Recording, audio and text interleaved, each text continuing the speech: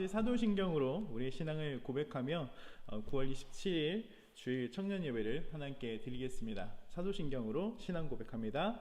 전능하사 천지를 만드신 하느님 아버지를 내가 믿사오며 그 외아들 우리 주 예수 그리스도를 믿사오니 이는 성령으로 잉태하사 동정녀 마리아에게 나시고 본디오 빌라도에게 고난을 받으사 십자가에 못 박혀 죽으시고 장사한 지 사흘 만에 죽은 자 가운데서 다시 살아나시며 하늘에 오르사 전능하신 하나님 우편에 앉아 계시다가 저희로서 산 자와 죽은 자를 심판하러 오시리라. 성령을 믿사오며 거룩한 공회와 성도와 서로 교통하는 것과 죄를 사하여 주시는 것과 몸이 다시 사는 것과 영원히 사는 것을 믿사옵나이다. 아멘. 네, 찬송가 347장 찬양하겠습니다. 찬송가 347장 찬양합니다.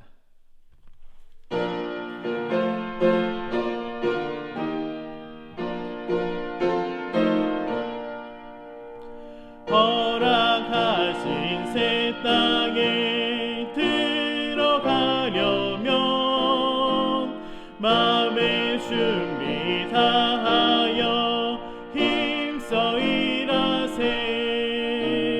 여호수아 본바다 앞으로 가세. 우리 거할 처소는 주님 품이세. 시험 환난 당해도 낙심 말고서 마음의 걱정 버리고 힘써 일하세. 여호수아 본바다 앞으로 가세. 우리 거할 처소는 주님 품이세. 앞서 가신 예수님 바라보면서 모두 마음을 합하여 힘써 일하세. 여호수아 본바다 앞으로 가세.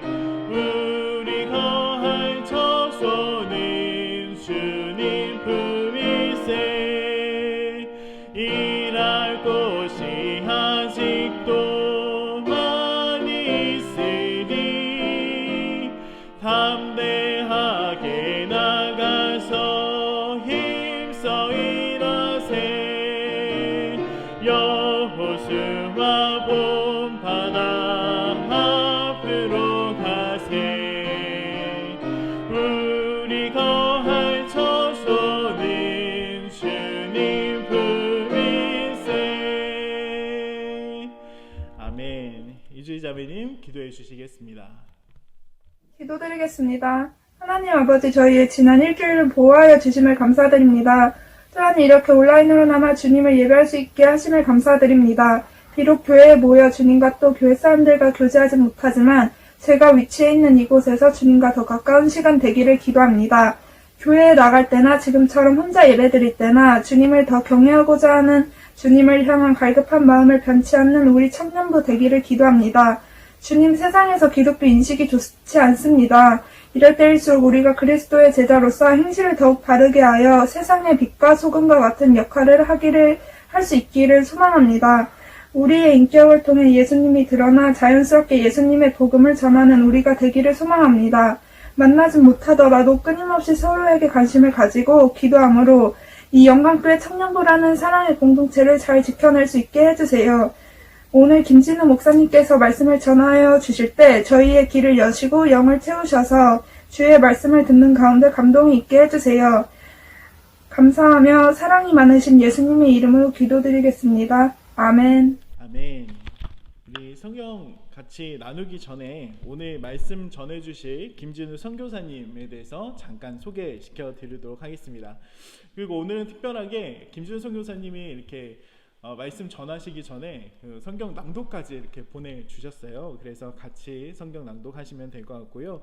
오늘 말씀 전해주신 김지수 선교사님께서는 지금 인도네시아에 거주하시고 계십니다. 거기서 파송 받으셨고요.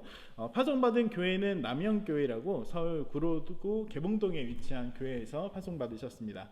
소속 선교부는 GMS라는 곳에서 선교하고 계시고, 지금 선교하시는 사역은 신학교 운영 및 강의 사역을 하시고, 그리고 상담 및 부모 교육, 제자 훈련 사역, 그리고 책 번역과 세미나 개최하는 것, 논문 공모하는 사역도 그곳에서 같이 하고 계십니다.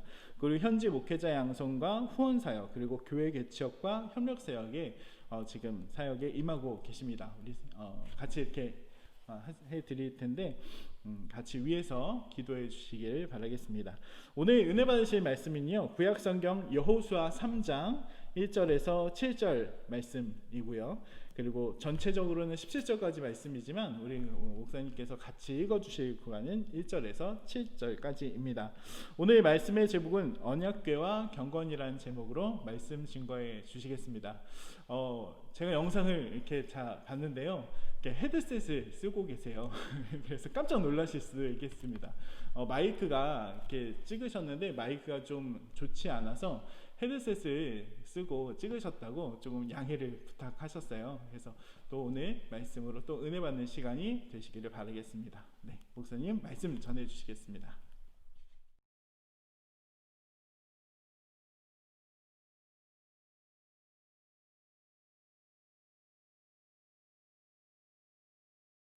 네, 만나서 반갑습니다. 영광교회 청년부 여러분, 저는 인도네시아 김진우 선교사입니다. 이렇게 여러분들을 섬길 수 있게 해주신 하나님의 은혜를 감사드립니다. 오늘 말씀을 보도록 하겠습니다. 여호수아 3장 1절부터 17절까지 말씀입니다. 제가 읽도록 하겠습니다. 또 여호수아가 아침에 일찍이 일어나서 그와 모든 이스라엘 자손들과 더불어 시딤에서 떠나 요단에 이르러 건너가기 전에 거기서 유숙하니라. 사흘 후에 관리들이 진중으로 두루 다니며 백성에게 명령하여 이르되, 너희는 레위 사람 제사장들이 너희 하나님 여호와의 언약궤 매는 것을 보거든 너희가 있는 곳을 떠나 그 뒤를 따르라. 그러나 너희와 그 사이 거리가 2000 규빗쯤 되게 하고 그것에 가까이 하지는 말라. 그리하면 너희가 행할 길을 알리니 너희가 이전에 이 길을 지나보지 못하였음이니라 하니라. 여호수아가 또 백성에게 이르되, 너희는 자신을 정결하게 하라. 여호와께서 내일 너희 가운데에 기이한 일들을 행하시리라. 아멘. 원래는 3장 1절부터 17절까지 말씀인데요, 제가 줄였습니다. 여러분들 나중에 꼭 17절까지 말씀을 다 보시기를 바랍니다. 네, 여러분들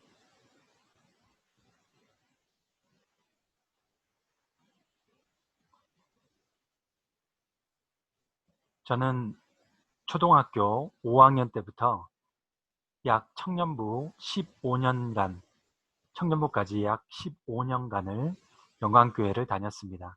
그래서 여러 가지 비밀 아닌 비밀도, 그리고 여러분들이 경험해 보지 못한 일들도 알고 있습니다. 여러분들 혹시 영광교회에서 호두과자, 아주 맛있는 호두과자를 주일날 나눠준 적이 있습니다. 여러분들 혹시 그거 아시나요? 아주 맛있어서 많은 분들이 한 봉지씩 가져간 것을 기억합니다.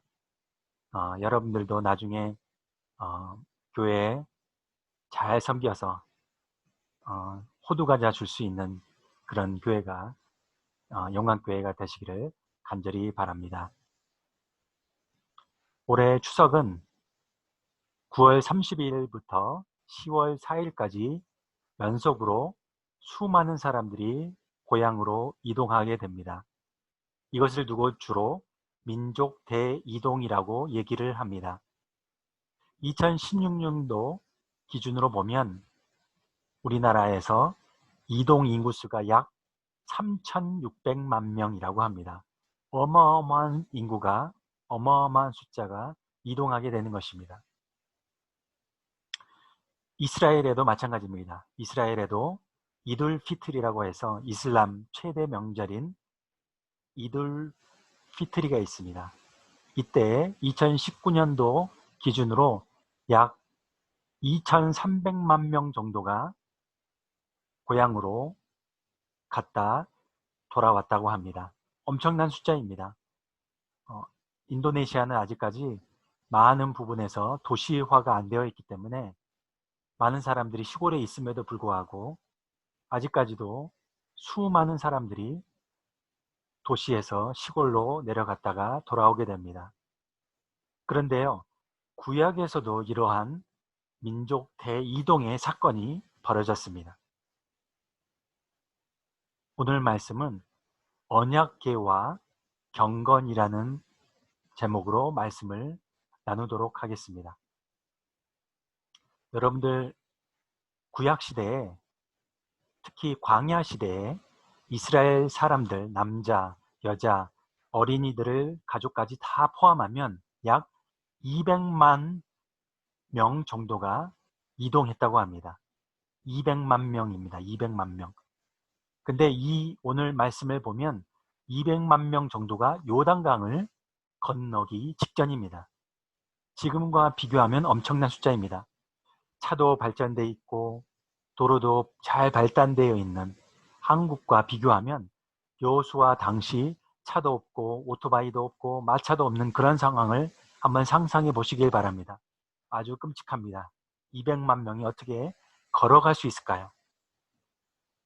그리고 또한 200만 명이 광야를 지나서 한꺼번에 요단강을 건넌다?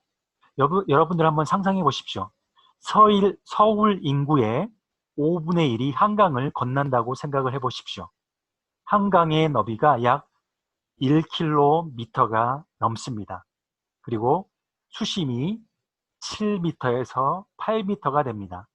만약 장비 없이 어떻게 건널 수 있을까요? 수영할 수 있다고요? 네.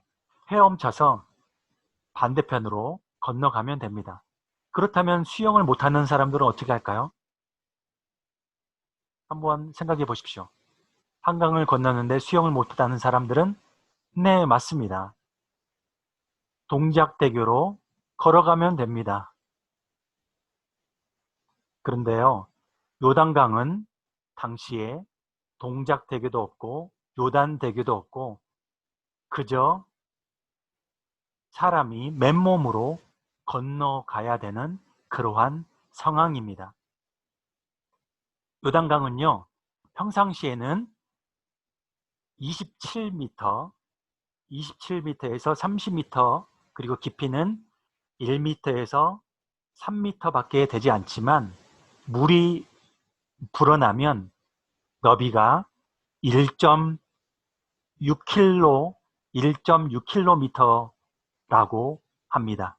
그래서 수영으로 절대로 건널 수가 없습니다.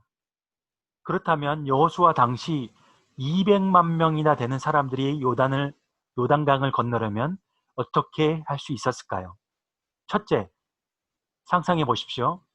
첫째, 강물이 많이 없어질 때까지 기다린다.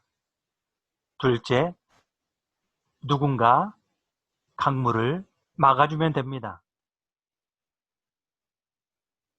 좀 기다렸다가 강물이 수그러졌을 때, 강물의 양이 수그러졌을 때 그때 건너가면 되고요. 또한 어떤 전능자가 나타나서 아주 큰 손으로 강물을 막아버리면 건널 수 있습니다. 그렇다면 여러분들 한번 오늘 말씀을 통해서 어떻게 사건이 진행되는지 한번 살펴보도록 하겠습니다. 오늘 말씀에 보면 여호수아가 이스라엘 백성들을 독려하여 요단강을 건너려고 준비하고 있습니다. 제가 읽도록 하겠습니다. 여호수아 3장 1절. 또 여호수아가 아침에 일찍이 일어나서 그와 모든 이스라엘 자손들과 더불어 시딤에서 떠나 요단에 이르러 건너가기 전에 거기서 유숙하니라. 여러분들, 시딤이 어디고 요단이 어디일까요? 한번 살펴보도록 하겠습니다. 지도로 말하면 시딤은 여기고요. 그리고 오른쪽에 있고요. 여기 표시가 안 되는군요. 네, 시딤은 여기에 있습니다.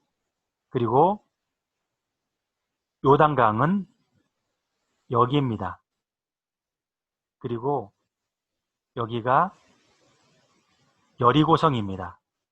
그렇기 때문에 이쪽 길을 건너갔다고 상상할 수 있습니다. 눈으로 보기에는 요단강이 굉장히 너비가 크지 않은 것으로 보입니다. 그러나 강물이 불어나면 굉장히 커지는 것입니다.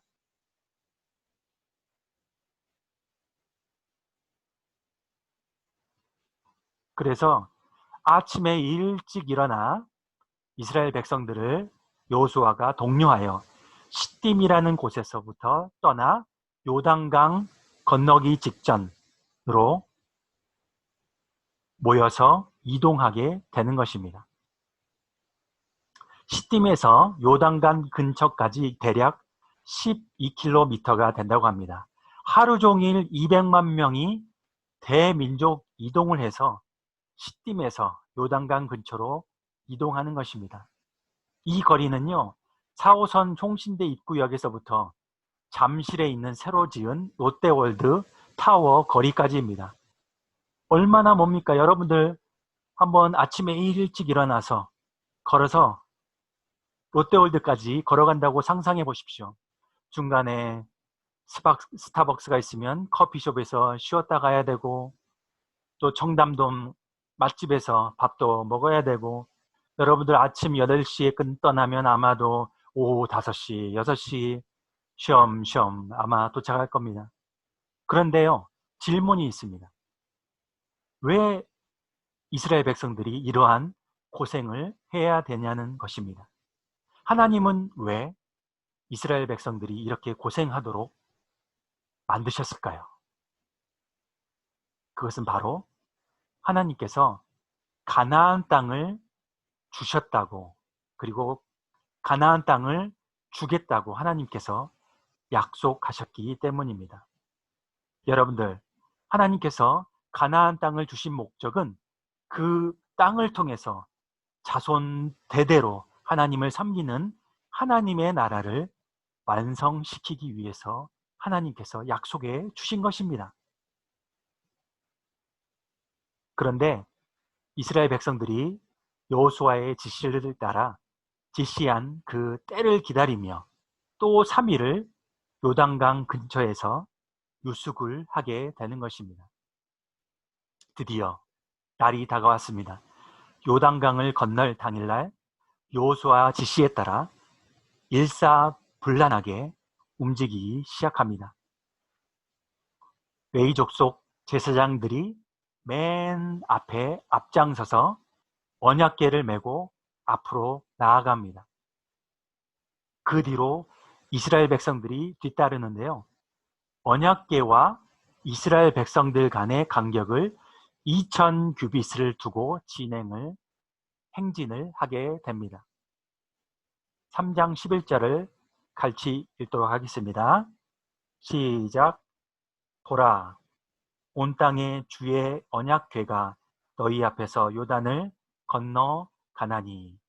13절도 마찬가지입니다. 시작. 온 땅에 주 여호와의 궤를 맨 제사장들의 발바닥이 요단물을 밟고 멈추면 요단물 곧 위에서부터 흘러내리던 물이 끊어지고 한 곳에 쌓여 서리라. 아멘. 드디어 요단강 바로 앞에 섰습니다. 아마도 제사장들의 마음 가운데 흠집하는 그런 마음들이 있었을 것입니다.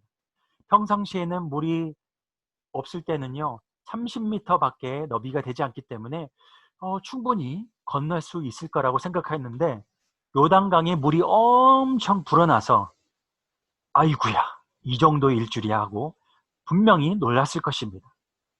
3장 15절을 제가 읽도록 하겠습니다. 요단이 곡식 거두는 시기에는 항상 언덕에 넘치더라. 궤를 맨 자들이 요단에 이르며 궤를 맨 제사장들의 발이 물가에 잠기자. 아멘. 곡식 거두는 시기에는요, 요단 강 물이 항상 넘쳐 흘렀다는 것입니다. 그럼에도 불구하고 맨 앞에 제사장들이 자신의 발을 요단강에 집어 넣었습니다. 그랬더니 어떠한 놀라운 일이 발생했습니까? 3장 15절부터 16절까지 제가 읽도록 하겠습니다.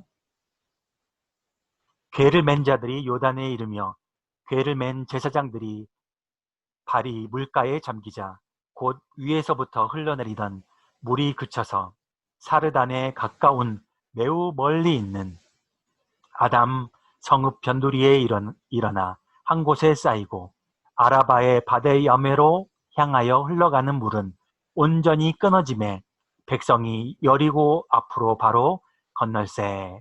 아멘. 물이 완전히 그쳤습니다. 그리고 물은 온전히 끊어졌습니다.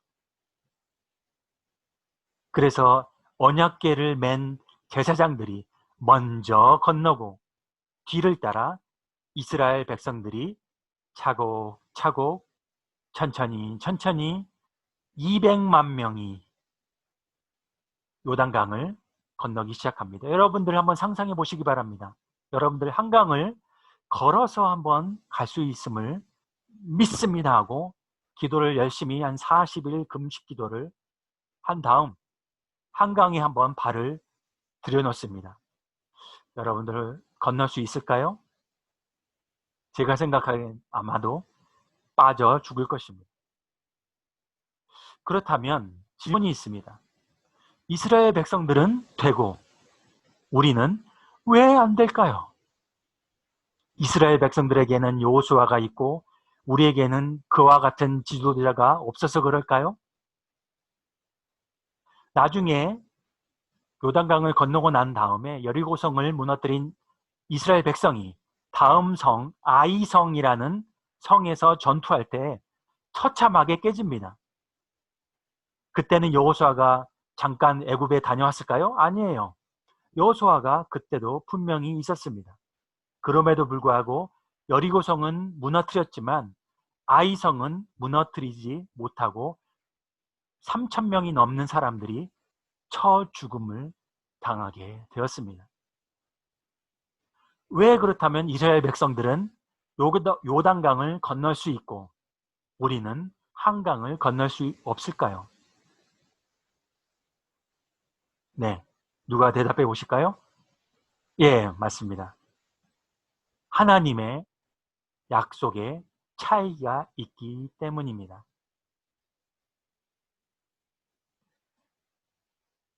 모세가 이스라엘 백성들을 이끌고 큰 바다, 홍해를 건널 수 있었던 것도 하나님께서 그 땅을 주시겠다라는, 특히 가나안 땅을 주시겠다라는 약속을 하셨기 때문입니다. 또한 여호수아가 이스라엘 백성들을 이끌고 물이 넘쳐 흐르는 요단강을 담대히 건널 수 있었던 것도 하나님께서 가나안 땅을 주시겠다라는 약속을 하셨기 때문인 것입니다. 여러분들에게는 한강을 건널 수 있다라는, 한강을 홍해처럼 요단강처럼 갈라져서 건널 수 있다라는 하나님의 약속이 없습니다. 그렇기 때문에 여러분들 한강을 그렇게 건너가다가는 물에 빠져 죽는 것입니다. 이것이 바로 하나님의 약속이 있느냐, 하나님의 말씀이 있느냐 없느냐의 차이인 것입니다. 여러분들 그러면 질문이 있을 것입니다. 이스라엘 백성들도 하나님의 백성들이고 우리도 크리스찬으로서 하나님의 백성들인데 그들은 아주 기적과 같은 일들을 많이 행함을 받고 하나님께서 그렇게 이루어 주시고 또한 약속을 받고 그렇게 큰 일들을 경험했는데 우리는 왜 기적과 같은 일들을 일어나지 않고 또한 약속을 그러한 큰 약속들을 못 받는 것일까요? 여러분들은 벌써 놀라운 기적과 같은 역사 가운데 있는 것입니다. 할렐루야. 영원히 죽을 수밖에 없던 그러한 죽음의 상태에서 기적과 같은 역사로 말미암아 예수 그리스도의 그 피 흘리심으로 또한 부활하심으로 말미암아 구원받을 수 있는 길이 열린 것입니다. 여러분들 이러한 것이 기적과 같은 역사가 아니면 무엇이 기적과 같은 역사인 것입니까? 또한 기적이 중요한 것이 아닙니다. 기적이 중요한 것이 아니라 바로 하나님의 약속이 중요한 것입니다. 현재 우리에게 주시는 하나님의 약속은 바로 성경 말씀입니다. 성경 말씀을 붙들고 살아가야 된다는 것입니다. 창세기부터 요한계시록까지 더할 필요도 없고 뺄 필요도 없는 완전한 하나님의 말씀이 우리 앞에 놓여 있습니다. 여호수아 당시 이스라엘 백성들은요, 예수 그리스도의 그림자로서의 삶을 살았습니다. 그렇게 훌륭한 기적과 같은 놀라운 일들을 경험했음에도 불구하고 그들은 그림자로서의 삶을 살았다라는 것입니다. 그러나 우리는 그림자의 삶이 아닙니다.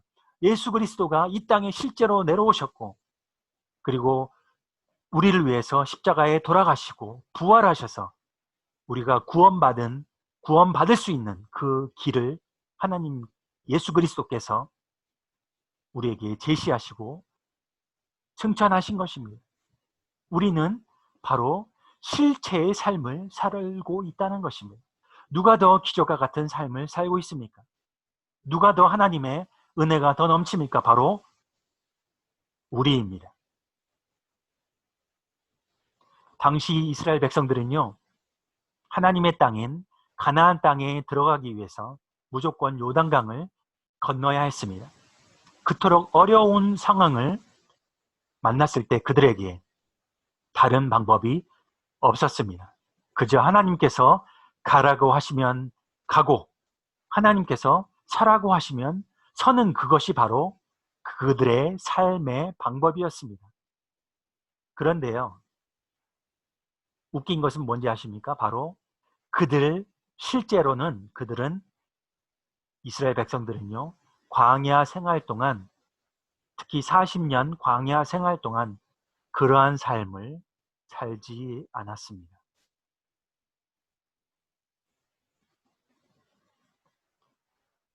3장 3절 제가 다시 한번 읽도록 하겠습니다.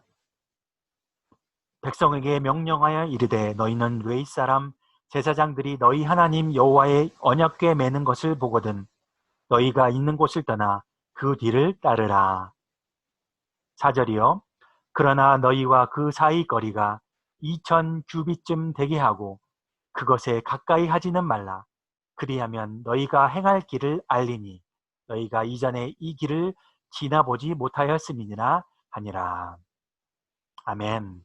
여러분들 여기서 말하는 4절에 말하는 2000 규빗 2000 규빗이 지금으로 따지면 1km쯤 됩니다. 1km요. 그러면 여러분들 2호선 방배역 3번 출구에서 우리은행 옆에 있는 교회 앞에 있는 우리은행 옆 빵굽터까지 1km입니다. 여러분들 언약궤와 이스라엘 백성들 사이에 빵굽터에부터 방배역 3번 출구까지 거리를 두게 했다는 것입니다. 여러분들 상상해 보십시오.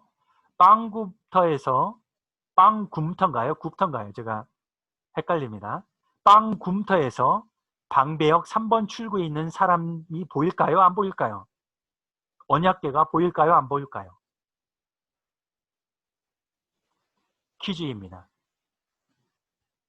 연구에 따르면요, 백색 배경이 백색이고 1cm짜리, 두께가 1cm짜리인 흑색 전선을 1km에서 알아볼 수 있다고 합니다. 2000규빗은 그만큼 사람들이 멀리서 충분히 바라볼 수 있는 거리인 것입니다. 멀지도 않고, 그리고 너무 가깝지도 않고, 수많은 백성들이 언약궤를 충분히 각도도 아주 정확하게 충분히 볼 수 있는 거리를 하나님께서 지시한 것입니다. 그렇다면 도대체 언약궤가 무엇이길래 바로 하나님께서 맨 먼저 요단강을 건널 때 앞장서게 하셨을까요? 언약궤의 상상도입니다. 잠시만요.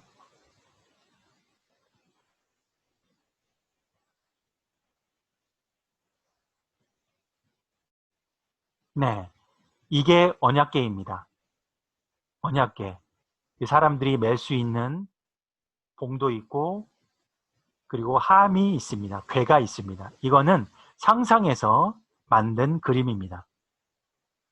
이러한 것들을 들고 이 제사장들이 맨 앞장서서 가게 된 것입니다.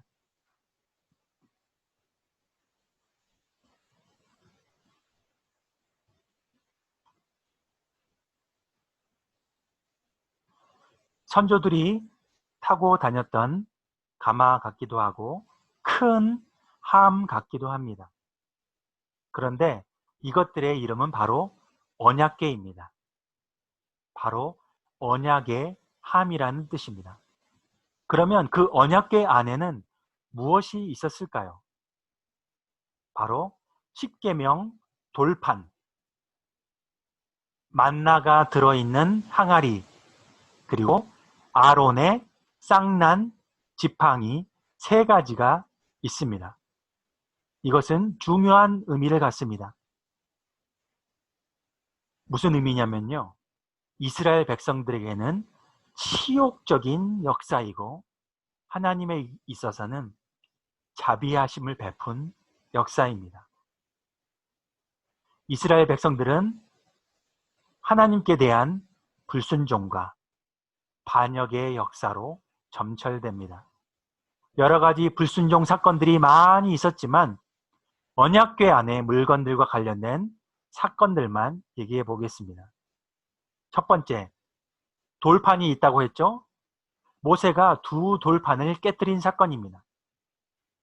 아주 중요합니다. 모세가 시내산에 가서 하나님을 만나는 동안 이스라엘 백성들은 아이고 어떻게 모세가 없어졌구나 하면서 금송아지를 만들어 하나님 대신 섬기는 신으로 지칭을 하고 먹고 마시면서 즐겁게 놀 때 모세가 여호수아와 함께 2 돌판을 가지고 이스라엘 백성들 모여있는 곳에 다다랐을 때 핵대노였습니다. 핵대노. 도대체 무슨 일인가? 그러면서 하나님께서 주신 십계명 돌판을 바닥에 던져 깨트립니다. 그리고 모세가 레위 족속을 시켜서 패역한 그 금송아지를 만들어 하나님 대신 섬긴 그 사람들 3,000명가량을 칼로 죽여버리게 됩니다. 이후에 다시 하나님께서 십계명 2 돌판을 다시 주심으로 말미암아 그 이후에 나무개에 넣어서 보관을 한 바로 그 돌판입니다. 얼마나 이스라엘 백성들이 하나님을 반역하고 저항하며 하나님께 불순종하였습니까? 그 순간을 못 이기고 본인들이 신을 만들어 하나님께 저항한, 패역한 그러한 족속의 모습입니다. 2 번째는 무엇입니까? 바로 만나 항아리입니다. 여러분들 광야 생활에 지친 이스라엘 백성들이 원망하고 불만을 터뜨립니다. 우리가 애굽에 있었으면 그나마 생선도 먹고 오이도 먹고 참외, 부추, 파, 마늘을 원 없이 먹었거늘 여기서는 먹을 게 하나도 없네 라고 하나님 앞에 불만을 터뜨립니다. 하나님께서 어련히 알아서 해주실 텐데 하나님을 원망하고 하나님께 불평하였던 것입니다. 하나님은 자비를 베푸셔서 하나님께서 기적과 같이 아침마다 만나를 주신 것입니다. 그 만나를 모아놓은 것이 바로 언약궤에 있는 만나 항아리입니다. 그 안에 만나를 모아놓은 것입니다. 세 번째는 뭐였을까요? 바로 아론의 쌍난 지팡이입니다. 이스라엘 백성들이 난리가 났습니다. 왜? 고라라는 사람이 3명 추종자를 만들어서 다른 당을 만들어서 모세와 아론에게 대항하기 시작합니다. 하나님께서 너희에게만 권한을 주었느냐? 우리에게 권위도 있다. 그러면서 250명의 당을 지어 반발을 하기 시작합니다. 모세와 아론을 압박합니다.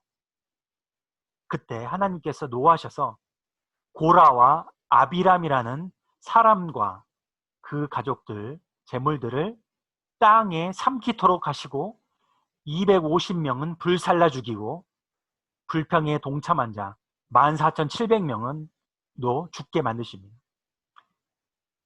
이렇게 무서운 결과가 나타났는데도 불구하고 이스라엘 백성들은 회개하기는커녕 오히려 우리 민족을 죽게 하였다고 계속 원망을 합니다. 이때 하나님께서는 자비를 베푸셔서 각 12지파에게 지팡이 하나씩을 가지고 나오게 해서 다음날 아론의 지팡이에서만 짝이 나고 우음이 돋도록 하셔서 아론에게 기적과 같은 그런 놀라운 역사를 보여주심으로 말미암아 많은 사람들이 모세와 아론의 권위에 도전을 못하게 하시는 것입니다. 이렇게 이스라엘 백성들은요, 치욕의 역사였습니다. 이 언약궤는 이스라엘 백성들이 그 언약궤를 볼 때마다 치욕의 역사를 보게 되는 것입니다. 하나님께 대적하거나 원망하여 그 자리에서 수만 명까지 죽는 그러한 사건들의 상징들이 3가지가 담겨있는 언약궤를 볼 때마다 이스라엘 백성들은 마음이 어땠을까요? 바로 하나님의 말씀에 대항하거나 순종하지 않으면 하나님께서 크게 노하시는구나 하는 하나님께 대한 두려움으로 가득 찼을 것입니다. 세상 만물을 만드시고 삶과 죽음, 생사, 화복을 주관하시는 모든 것들이 바로 하나님께 달려있음을 고백하고 하나님께 대한 경외함으로 주님을 바라보는 것입니다. 그러나 이것만 있는 것이 아닙니다. 바로 그러한 치욕에 가까운 역사임에도 불구하고 하나님께서는 이스라엘 백성들 가운데 자비로우셔서 자비를 베푸시고 기적과 같은 놀라운 일들을 통해서 살아갈 길을 여시고 또 은혜를 베풀어 공급해 주시는 하나님, 자비로우신 하나님, 바로 하나님을 사랑하는 마음으로 주님을 바라보게 되는 것입니다. 바로 하나님을 두려워하는 마음, 또한 자비를 베푸셔서 하나님께 이끌리는 사랑의 마음으로 그 언약궤를 바라보는 것입니다. 이 언약궤를 바라보는 이 마음을 가지고 요단강을 건넜던 것입니다. 여러분들은 어떻습니까? 여러 가지 어려움, 이러한 상황 속에서 한 치 앞도 볼 수 없는, 한 치 앞도 예상할 수 없는 여러분들의 미래 앞에서 여러분들은 무엇을 하시겠습니까? 코로나 바이러스로 인해서 여러 가지 상황이 안 좋습니다. 여러분들은 무엇을 하시겠습니까? 그저 계속해서 이스라엘 백성들처럼 주님께 대한 원망으로 배신으로 삶을 살아가시겠습니까? 아니면 주님께서 주신 은혜를 곱씹으며 감사하는 마음으로 살아가시겠습니까? 언약궤에는요, 경건의 비밀이 나옵니다. 경건이란 하나님께 대한 떨리는 두려움과 이끌리는 사랑입니다.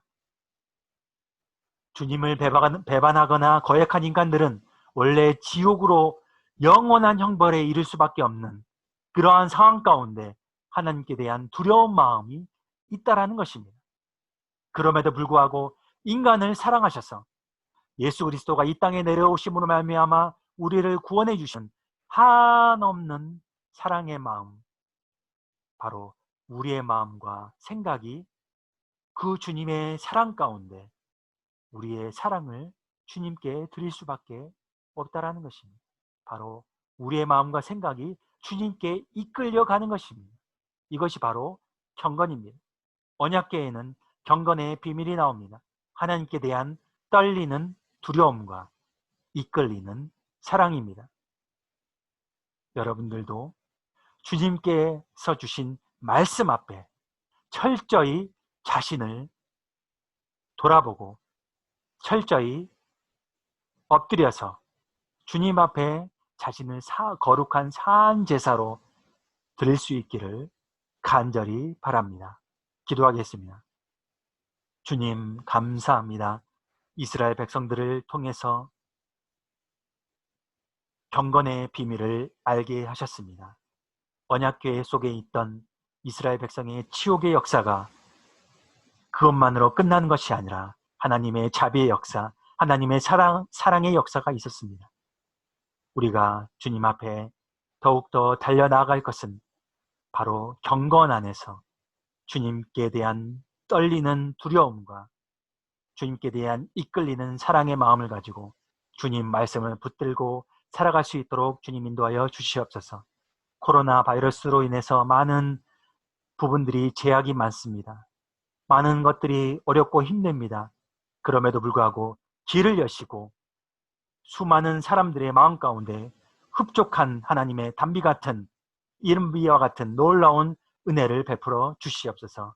이 모든 말씀 예수님의 이름으로 감사하며 기도드립니다. 아멘. 말씀을 마치겠습니다. 은혜로운 말씀 감사합니다. 우리 찬송가 357장 주 믿는 사람 일어나 찬양하시고 또 우리 또 헌금 드리실 분들께서는 드리시고 또 오늘 예배는 주기도문으로 예배를 마치겠습니다. 찬송가 357장 찬양하시겠습니다.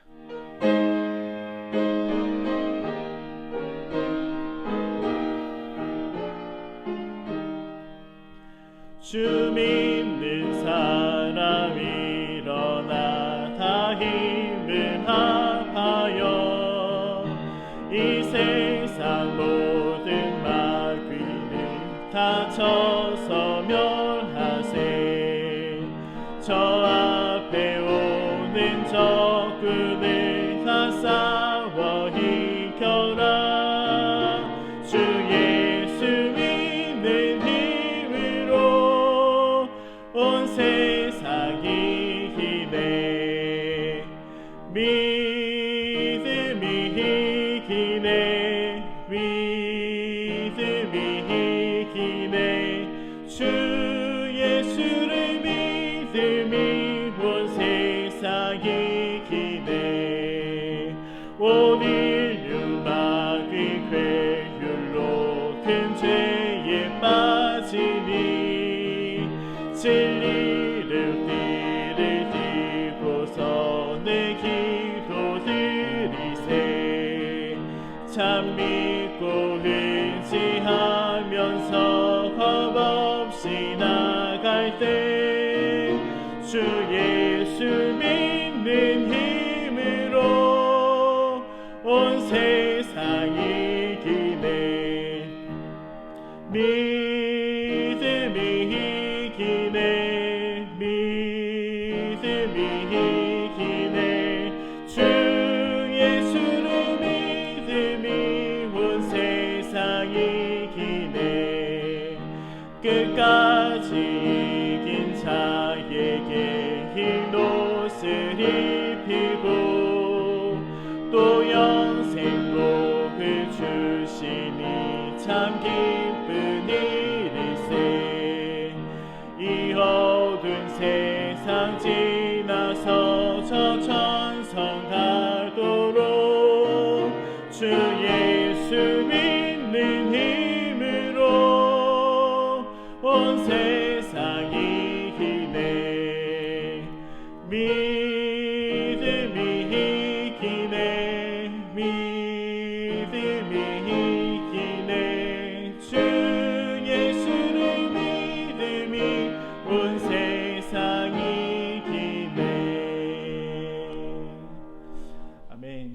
위해서 가르칠 수 있는 기도로 예배를 마치겠습니다. 하늘에 계신 우리 아버지, 이름이 거룩히 여김을 받으시며 나라의 임하옵시며 뜻이 하늘에서 이루어진 것 같이 땅에서도 이루어지이다. 오늘 우리에게 일용할 양식을 주옵시고 우리가 우리에게 죄진 자를 사하여 준 것 같이 우리의 죄를 사하여 주옵시고 우리의 시험에 들지 말게 하옵시고 다만 악에서 구하옵소서. 나라와 권세와 영광이 아버지께 영원히 있사옵나이다.